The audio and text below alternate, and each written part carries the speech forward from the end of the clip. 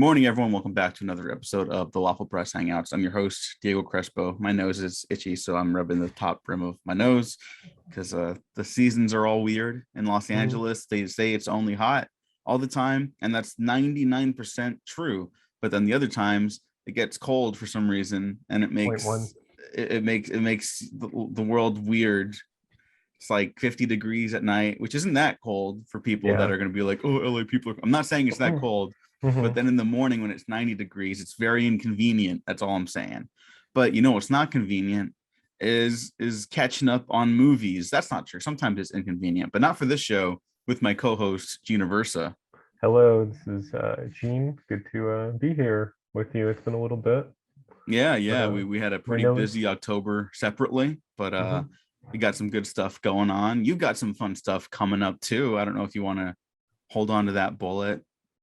Yeah, I guess I can say yeah. I mean, top of the episode plugs. Let's plug stuff here. Go ahead.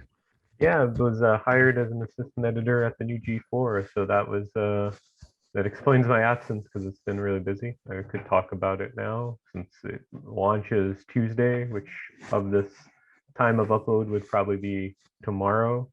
So it's been very exciting there, kind of a dream come true. Very tiring, but yeah, everyone has been pretty nice to me, and could very happily report that. Yeah, that's pretty cool. And there's something else coming up at the end of the year that you've got going on too for the LA locals. Yeah, we have LA Comic Con for Serving Up Comics. We have a panel there, so it'd be fun if you could join. It's December 3rd. We're getting our panelists ready, so very exciting. Very nervous. No, not too nervous, but yeah. Yeah, I mean, as long as you got the booster, I wouldn't worry about it. But need to get that. Yeah. I will be going back next year. I may swing by the panel to of course photograph the boys as per usual. But yeah, so go check that out if you're in the area that weekend. Yeah. Let's see what else is going on. Happy Amblin back in full swing as of this upload.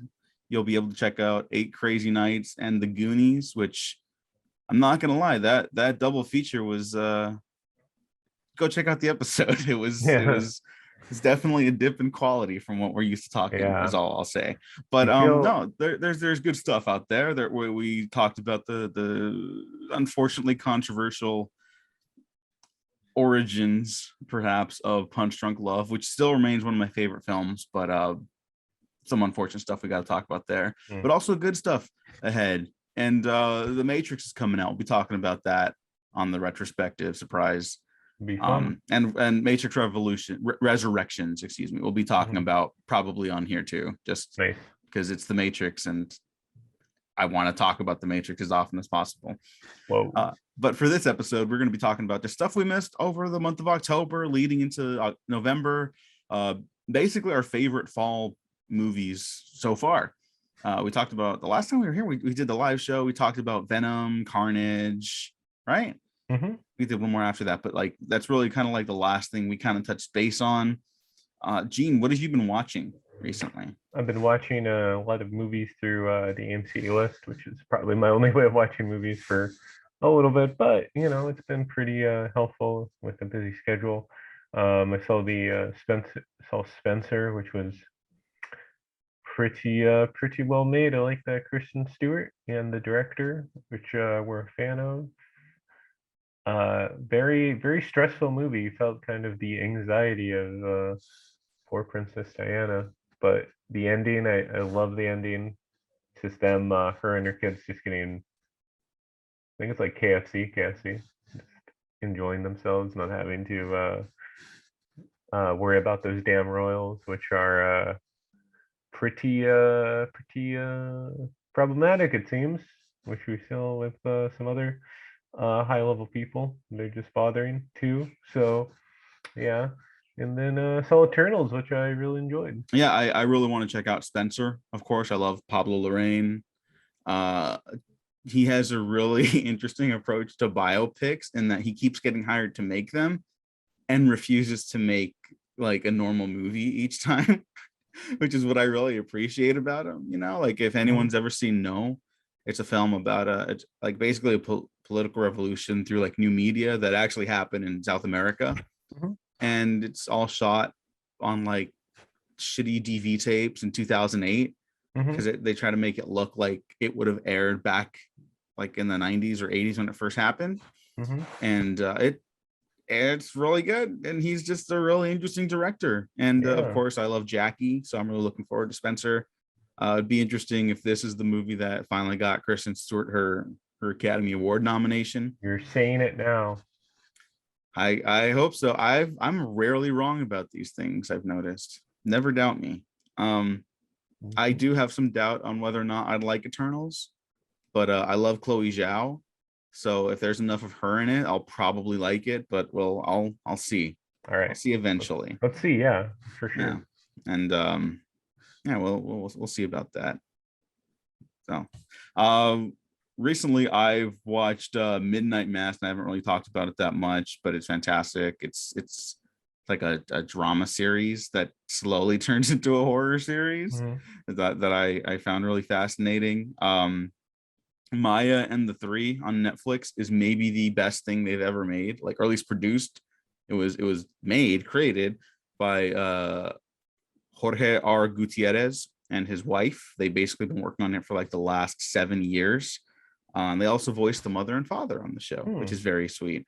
And it's I don't know, it was really moving. I've kind of become very cynical when it comes to like representation in big blockbusters because like it's always like I find it very calculated, I guess I'll say a lot of the time.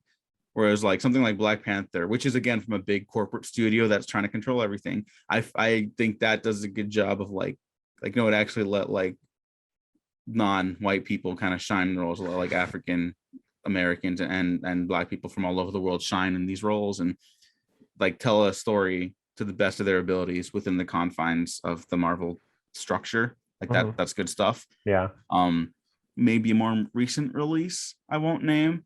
I found a little more cynical in its approach about like, oh, these people have never starred in a big movie before, and it's like that's not true. There's plenty of movies with Asian people in the world, Mhm. especially ones that do significantly better than in the States. Um, but Maya and the Three I found very moving. Like from like the opening images, I was like, oh yeah, we don't have like a Mesoamerican like fantasy story for mainstream audiences. Like we don't see architecture and fables and culture like this like for a family adventure series, and it's only 9 episodes. It is incredibly moving. Even apart from that, I think it's super emotionally heavy, so if you're not Mhm. like in a great place, the emotional stuff sneaks up on you. Just know Yeah. that I basically watched the last 3 episodes just like fighting back tears the whole time, and it was incredible. It might be the best thing I've seen all year. It Yeah. might be the best animated thing I've seen in a long time, frankly. Mhm. Yeah, that really floored me, and I think everyone should watch it. You might think there's other stuff you should watch first. There's not. You should go do this right now. Stop listening to this. Go get out of here. Go watch it.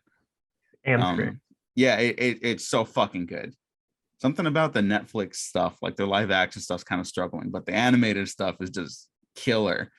Like I know you and I don't care about League of Legends, but a lot of people do. And so it got an animated series that is also supposed to be really good. And have you seen the trailer for that? It's called Arcane. No. Yeah. Um, it looks great. I don't know what the fuck is up with that. I don't know any contextual stuff. I just saw like the animation and I was like, this looks awesome. Mhm. So yeah, maybe that's Netflix's bread and butter, just doing like groundbreaking animation stuff. And I mean, Yeah. hey, that's how we got the Guillermo del Toro Pinocchio coming out next year. So, just cool stuff out there. Mhm. That's all. Yeah. Yeah, I Uh, think so. I Got a will lot to look forward say to. before I bounce it back to you really quick, I think this year started a little rocky for movies and TV. There Yeah, no, I wasn't really believe like it. a lot I was enjoying on a regular basis. Mhm. And now it's like, oh yeah, we both love No Time to Die. We both had fun with Venom too. um, And then just looking at I haven't made this public yet. I'll make it public at the end of the year because I'm only going to really tally movies I really enjoyed. And at first, until like September, it was like I got like 7, 8, maybe 9 movies I'd put on the list. And now, like all the movies I really enjoyed, I'm up to like 27, like just in the last 2 months alone. So there's good stuff out there, I think, and more than just the big budget stuff. Although that's in here too. Don't worry. Yeah. But Gene, what else you got for us? Well, I have a few other films that I saw. I mean, besides Eternals, I saw a nice Godzilla short, which was, I believe, produced by Toho, called Godzilla versus Hydora, where they bring back a lot of the old suit action. I'm not sure if you're aware of Hydora, right? Ghidorah? Ghidorah, he's the smog monster. Yeah.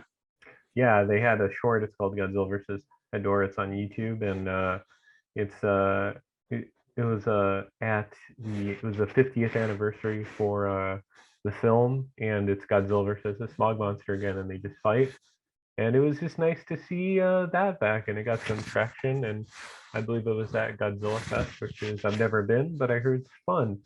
So if you want to see two men in monster suits fighting, I would recommend that. But yeah, that sounds great. Godzilla versus the Smog Monster is a monster versus the Smog Monster is one of the better Godzilla movies, I think, and I think it's a lot weirder than you might be expecting from a Godzilla movie, which is also why I love it, because it's just like full on animated sequences in that one.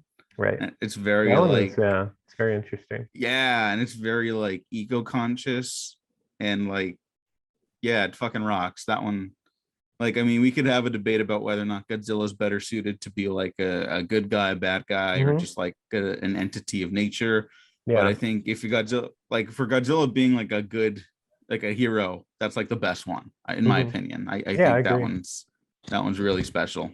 Yeah, good kids movie too. I like that one growing up. Yeah, I didn't watch it until I got older, so I think it fucking holds up. Yeah. You know?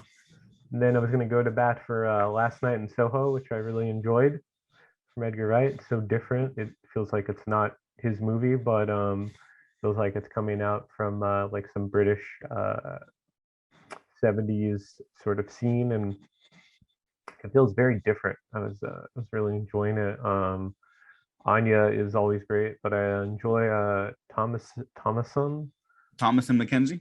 Thomasin McKenzie, who is an old and Jojo Rabbit. She's great. So that was she was a pleasant person to watch, you know. Yeah. I'm not a Jojo Rabbit fan, but she's not my issue with the movie at all. None of the acting really, except for maybe one, but I won't mention it because people get mad at me. I mean, I thought the trailers looked like tons of fun. I've been looking forward to it. I haven't checked it out yet. It seems to be incredibly divisive, that film. A little bit, yeah. There's some certain good critiques, you know. Yeah, there are people that like hate that movie and people that love, like some people say it's Edgar Wright's best. So that tells me like at least it's going to be like worth checking out. When the divide is that wide, it's like, okay, you have to watch something like that. Yeah. You know, I really love the cinematographer he worked with on this, Chung Hoon. He's a Park Chan-wook's guy, so he shot like Old Boy, The Handmaiden. I believe he shot Old Boy actually. Don't hold me to that one, but he shot like The Handmaiden, which is fantastic. If you haven't seen it, it's on Amazon because him and Amazon have like a business deal, so they're going to work together at some point. Stoker, which I believe is on HBO Max right now. Stoker is his first English language movie, and it's amazing. I haven't watched it recently. I just really love the cinematographer's work. So go like just track all of it down. He's great. He also did It Part 1, which I don't really care for, but that movie, like the look of that movie is great. Yeah, it's pretty nice. Yeah. So it's like he's a talented dude. I'm looking forward to see what he could do with something so out of Edgar Wright's wheelhouse, I guess. We also both saw Titan or whatever it's pronounced as. I believe it's called. Yeah. The French have weird names for stuff. I think it even has a different name, like internationally. This is just like the American one, so I don't know. It might just be like titanium. Maybe it's the French word for titanium. But what did you think about it? because I'm just gonna gush about it. I've been gushing about it nonstop. So what did you Oh, think? well, at times it was a little hard to follow, but I was mostly enjoying it. I thought it was visually interesting and just unlike anything I've seen. So yeah, that's what I would say about it. But it's beautifully shot and different and unique as a female storytelling and yeah, female director. So it was interesting, I would say. Yeah, I saw it a little while back, and then I saw it again with you and some mutual friends of ours, and it was really great to hear like the reactions Mhm. of people, like going from like haha too cool for this into oh oh damn Yeah, oh whoa yeah. oh wow, and like at the very least it won everyone over to the experience of watching it, and it's like that's really cool. That's why theaters rock, and they Hmm. should never go away. No, never. um Keep on. they but yeah, I love Titan. I love it so much, and it's definitely like a top 5 of the year for me situation, easy right now.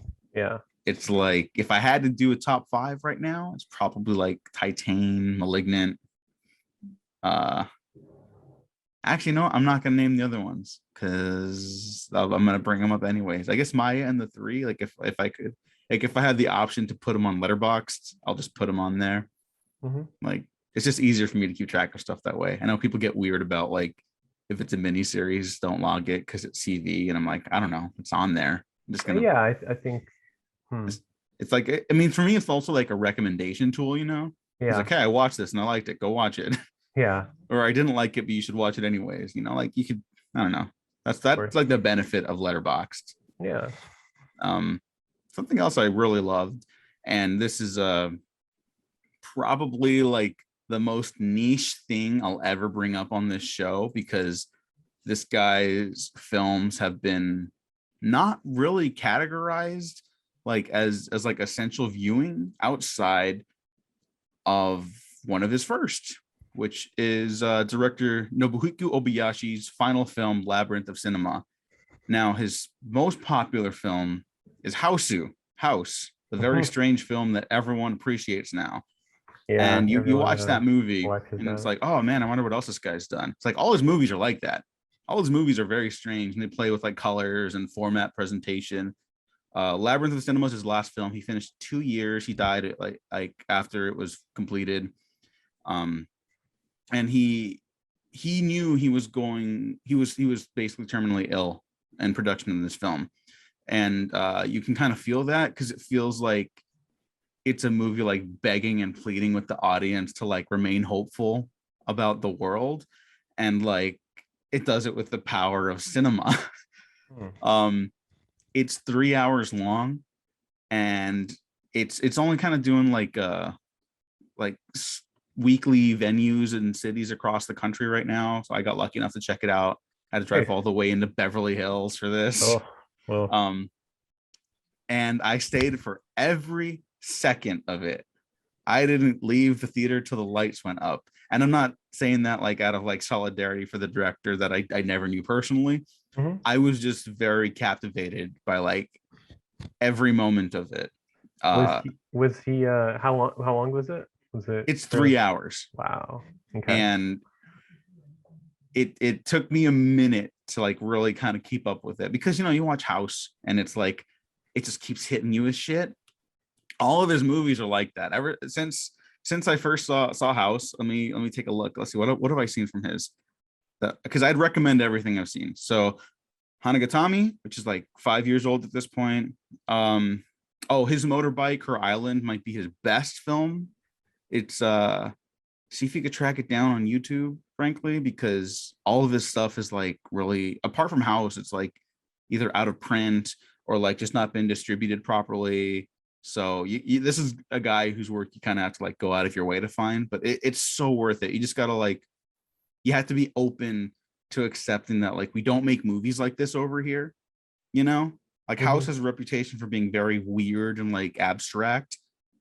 Like if you can get into that, I think you can get into the rest of his movies because Labyrinth of Cinema is probably like the best movie. Like Maya Hmm. and the Three might be my favorite. This is probably like right next to it. Yeah. um and it's so fantastic. It's the most brief summation I guess I can make of like the synopsis is a seaside village goes to the theater that's going to be shut down for one last showing, and at the theater something happens and three of the young men in the crowd wind up in the actual film that they're watching. And it's a film, both the film and the film within the film is about like the history of Japan and how fascism is always kind of on the rise if you're not careful. Like there's imagery of like a general or someone in the theater at all times, like with a red glow over them. And like that's always like right on our doorstep if we're not careful. And it's always like kind of threatening like people and culture and society, and how that's been like a recurring thing, and like keeps like allowing ourselves to be subjugated like that is like such a tragedy that like it literally reverberates throughout time. And I'm this sounds like a lot because the film is a lot, but it's so good.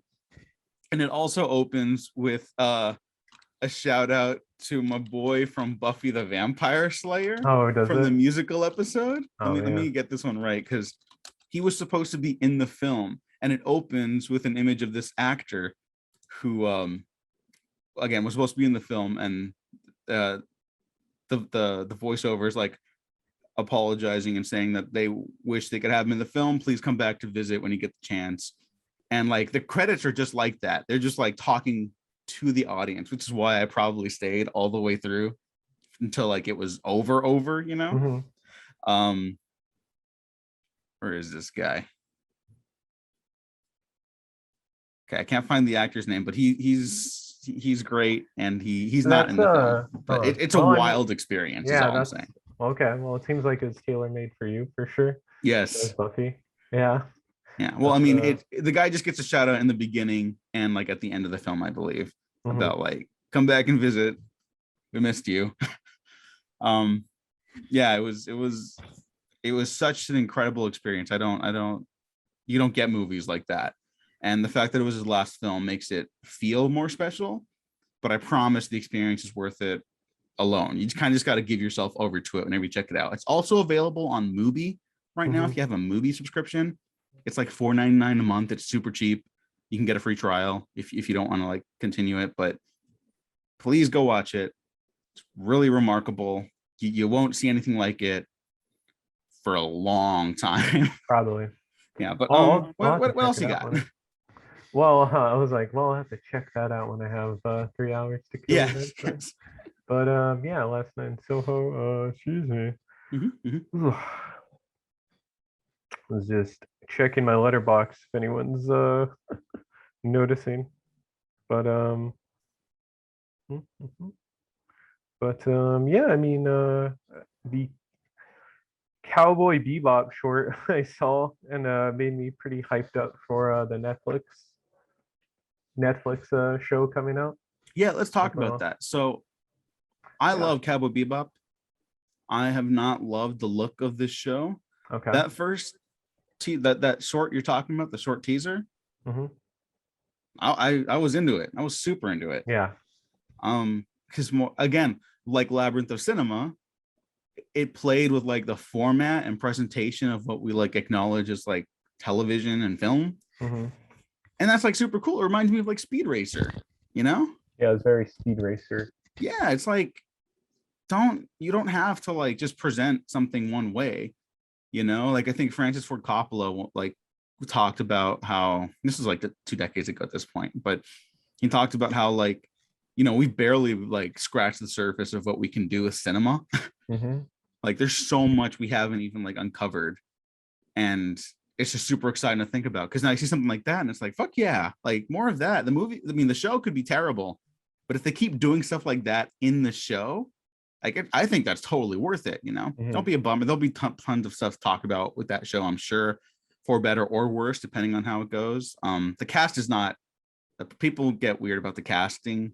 I think the cast is like perfect. They look fantastic. I think the costumes look kind of bad, but whatever, you know, like again, that's I like the costumes. It Excuse me, looks sir. Excuse so me. cheap. I'm No, sorry. yeah, no. I think they're updating it, like Phasela, because it's non-realistic, or Spike just looks very. I don't know. I think they're just trying to embody the cartoon.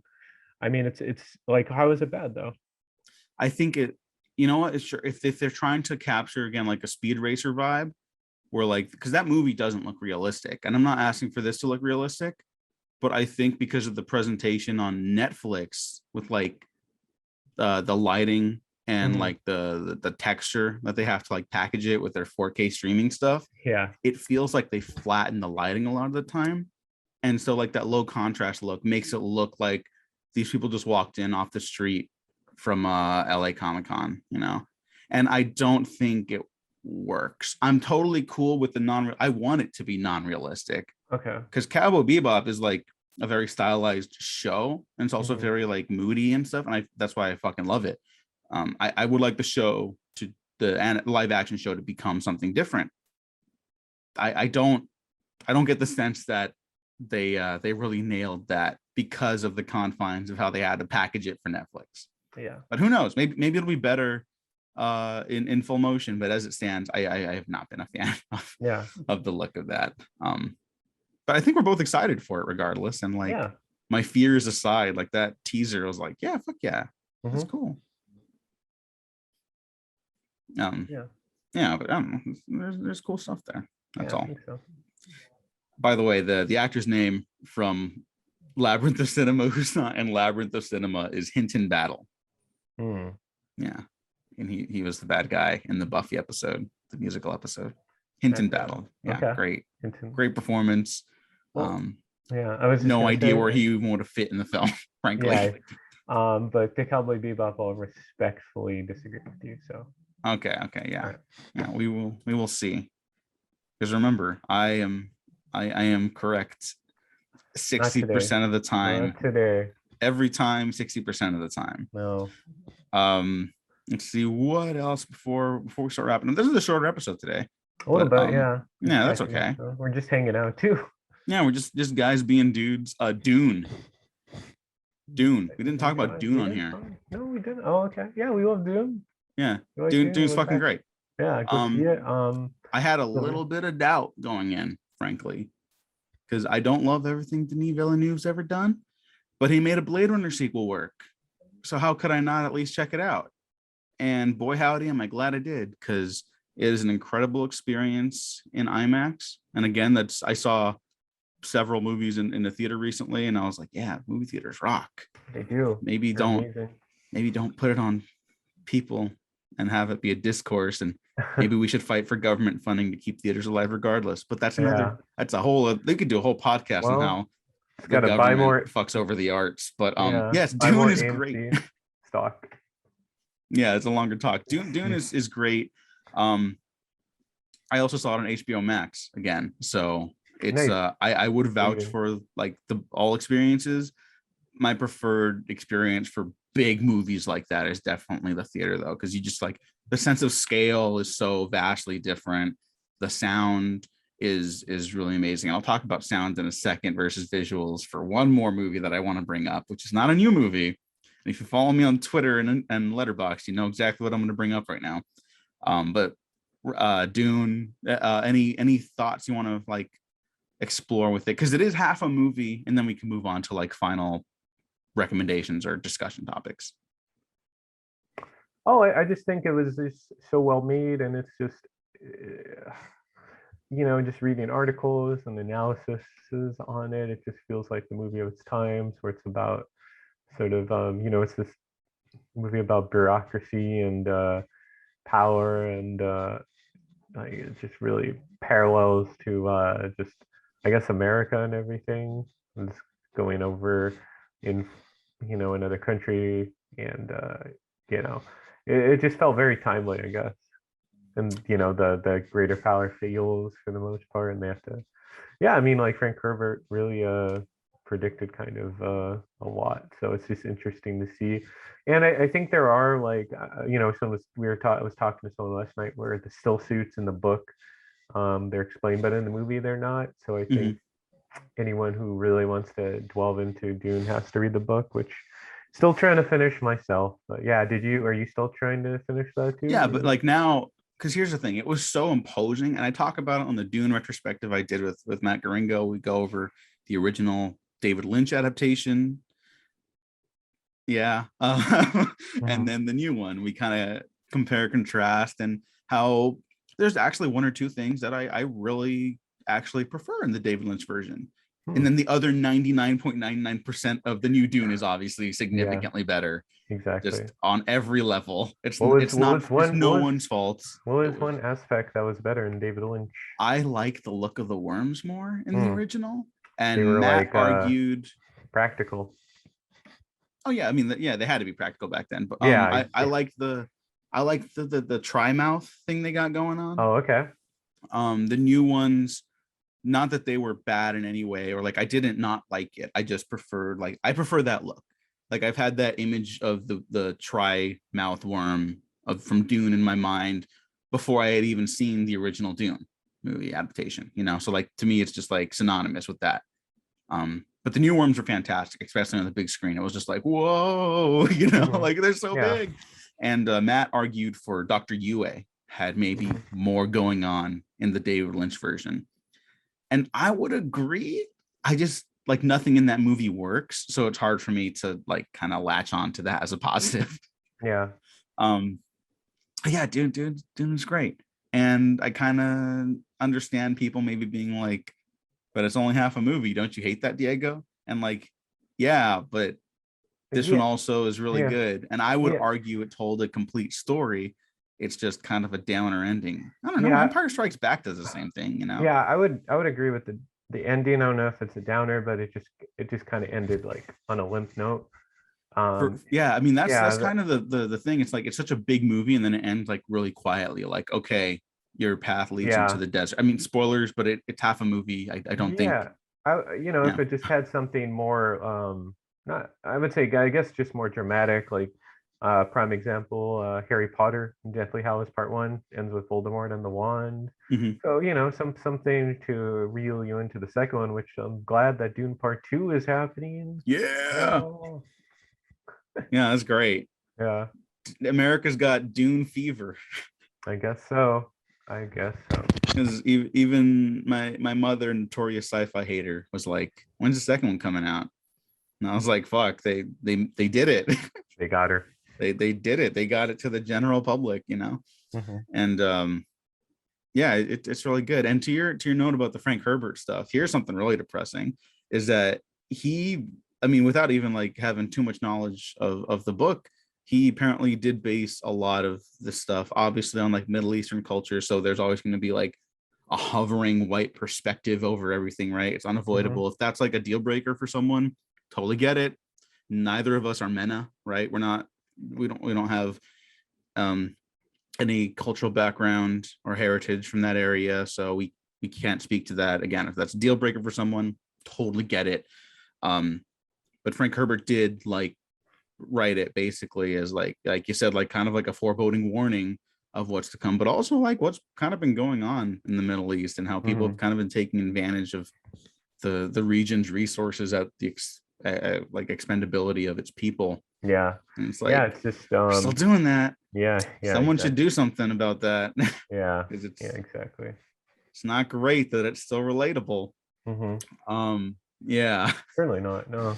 But No, yeah, it's no. just But very Dune's understandable. great. We're that's Dune's like a, great. such a downer note, but it's like that's Like kind the of what Dune's like the about. movie, yeah, like the movie, Yeah, yeah. yeah. And but anyways, the I got a little off topic because you mentioned like, have I read the book yet? I haven't, because the first movie is so like it's incomprehensible. Yeah. It is straight up, I could not explain what Dune was about for the majority of my life.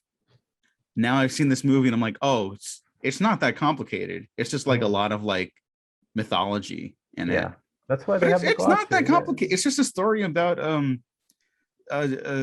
Boy coming of like age, coming, it's a becoming a coming of age story. It's a story about revolution. It's a story about power. Just a story about worms. how worms, of course. And it's also a story about how like maybe don't put all your faith into an individual. Yeah. which is, I believe, what the second half of Dune is going to be about.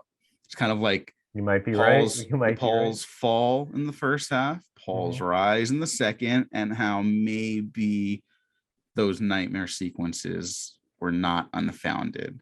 It's very interesting stuff. I'm totally into reading all the rest of the Dune books now. I will not read God Emperor because the image of the worm human hybrid is the most horrifying thing I've ever seen. And if you want to hear my reaction to the premise of that, go check out the retrospective I did, because I feel like Matt has a lot to say about that.